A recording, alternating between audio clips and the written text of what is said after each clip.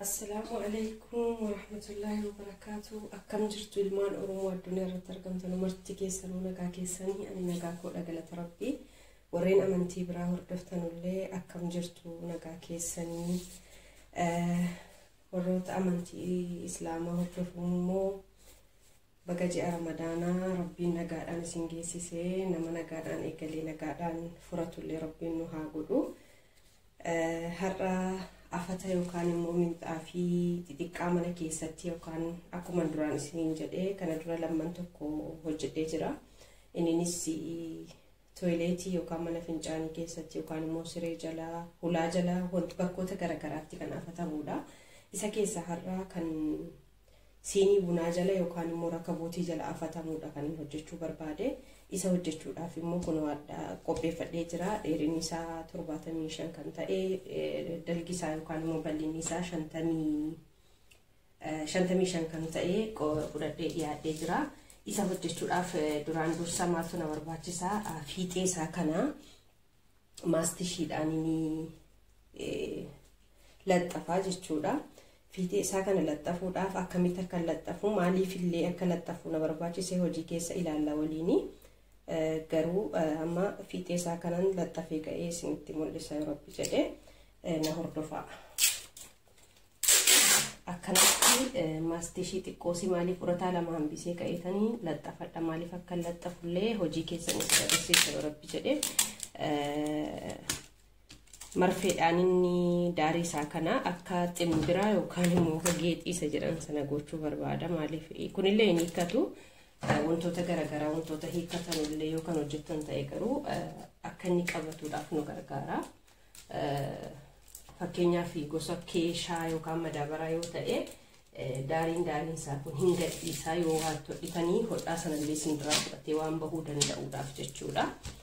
Haaluma kanaan kan jara kana xarziisaa hunda isaa qabsiisee jira.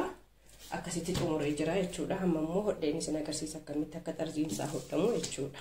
Hayyee amma immoo fiixee isaa kan hunda isaa maastishiidhaan qabsiisee jira. Erga maastishiidhaan qabsiisee ka'ee marfee akkanaa dudduubaan urataadha qabuudha.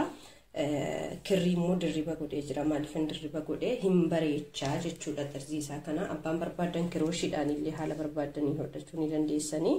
Angaruu marfeedhaan hodhuu barbaade ammaa fi jechuudha. Garuu hin danda'ama kirooshiidhaan illee akkanatti hodhinaa.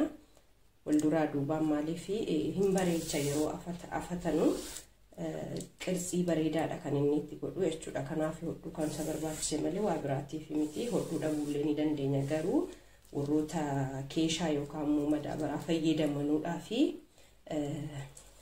fakkeenya akka ta'uudha barbaadeetani malee wanti itti fayyadamaa jiru kun isa babbahu miti.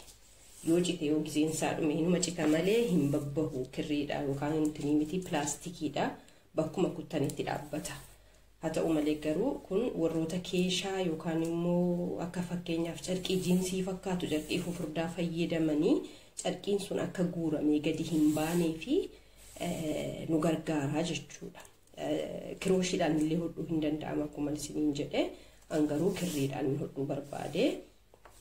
Egaa akkasitti fiixee isaa carqiin babbahu kan fayyadamtan yoo ta'e carqichi akka isin duraa guuramee hin baanee fi haala kanaan daarii isaa yookaan immoo fiixee isaa akkasitti ximbirtanii hodhachuu ni dandeessanii jechuudha. Kun jechuun maalinni fakkeenya namaa kennuudhaaf malee kun hin bahu siluma isaayyuu carqiin isaa isa bahuudha miti. Egaa akkasii roga Faransaayuu haala kanaan hin hodhee isin agarsiisa. Ammaaf haaluma kanaan itti fufaa jechuudha hanga roga Faransaa bakka hundaan guutee fidutti. Fiixee minxaafii keenya akkasitti hodhee xumuree jira. Amma haala kamiin akkan hojjedhu waliin ilaalla yoo Rabbi jedhee. Egaa kanuma fakkaataa fiixeen isaa ximbiruu haa jennu. Ximbiruu yookaan immoo fiixee isaa naannessinee dhabu jechuudha. Amma roga Afraniinuyyuu fixee jira. Erga roga Afraniin fixee cufee ka'eetan kirrii isaa immoo qopheeffadhee ka'ee haala kamiin akka baafnu waan isin dhibu roga Afran kana yoo barbaadan ani marfeedhaan an godhe ammaa fi yoo barbaadan garuu kirooshiidhaan illee gochuu ni dandeessanii haala isin mijateen hin danda'ama. Inumaayyuu inni kirooshii sun irra caala bareeda natti fakkaata akka yaada kiyyaatti. maaliifi asirra gaafa dhufee akka kana lummuttiin ta'u qirxii qabaataa asirratti jechuudha inni kirooshii. Qirxiin sun immoo hin bareecha jechuudha. Kirooshii gaafa keessaa baasneetti seensisaa deemnu qirxii bareedaadha kan akka sansalataati kan fiixee isaa kanarratti nu mul'atu jechuudha. Kanas ta'e sana kuni maaliif yookaan akka ximbiramuuf yookaan immoo yoo keeshaa ta'e yookaan madaabaraa yoo ta'e akka guuramee as hin baanedha kan nu gargaaru jechuudha. Waa biraatiif miti minxaaficha irratti hin dabaluu hin hir'isuu jechuudha. Keessaayyuu immoo isa nan godhaa jiru kanaaf waa tokko faayidaa tokko hin qabu yoo maybe bareechuu ta'e alatti jechuudha. Egaa hamma asirratti maal goona isinitti fakkaate akka irraa kunnee kaanee nu hin jibbisiisne qirxiinsaa akka 2-3 asirratti deddeebisne kaanee wal keessa babbaasne inuma kunnaa jechuudha. Gudunfoo hin taane amma kana fakkaata akkasitti gudunfinni irra jirra. Tole egaa amma asuma irratti isin agarsiisa haala kamiin akka irratti hodhitanu jechuudha. Kirooshii sadiidha kan inni fayyadamanii otuu jiraate kirooshii 2 ragama 2 yookaan immoo lakkoofsa 2tu fayyadamtanii baay'ee bareedaadha jedhee namana. Maaliif baasanii keessa seensistanu isinii mijata jedheen abdadha. Asirratti tokko nan dabarfadha. Asirratti illee masmara kan akkuma jiru nan dabarfadha. Asillee dhufeetan masmara tokko dabarfadhe urataa tokko dabarfadhe urataa lamaffaa keessan seenaa jechuudha. Hayyee haala kanaan kan isin hojjettanu jechuudha. Maaliif baay'ee salphaadha agartanii akkanatti jechuudha. Yoo isin kirrii gosa lamaanii kan hojjechuu barbaade tokko isa kana isa sirra jirudha. Tokkommoo isa kana lachuu magariisa garuu tokko magariisa baay'ee ho'aadha tokko magariisa immoo dammaaqiidha jechuudha. Hayyee argitanii jirtanii miti tokko dabarfadhee tokko irratti abbaan barbaade yoo gobbuu isiniif akka ta'u barbaadan kirriin keessanii urataanuma tokko tokkotti naquu ni dandeessanii jechuudha. Yoo hin barbaanne immoo gobbuu ta'uusaa yoo hin barbaanne haphee akka ta'u barbaadan immoo tokko dabarfattanii tokkotti asirraallee masmara tokko dabarfattanii masmara lammaffaa irratti jechuudha. Ammaanii geengoo isaa hunda haaluma kanaan hin deema. Ilaala akkan kirooshii garchaa jiru baay'ee dhiyeessitanii jiraan kaameeraa akkasinitti mul'atuuf. Akkana dura galchina achiin ni baasna jechuudha. Dura hin galchina deebisnee ni baasna tu kirrichaa waliin qunnamsiisin sana booddee akkana goona jechuudha kirricha kirooshii irratti. Achii booda akkanatti baasnee achiin akkana goone isaafna jechuudha. Akka sansalataa ta'ee already kun hidhamee jira jechuudha yoo jala isaatti argitan ta'e. Argitanii inna baay'eetti isinitti mul'ata hidhamee jira.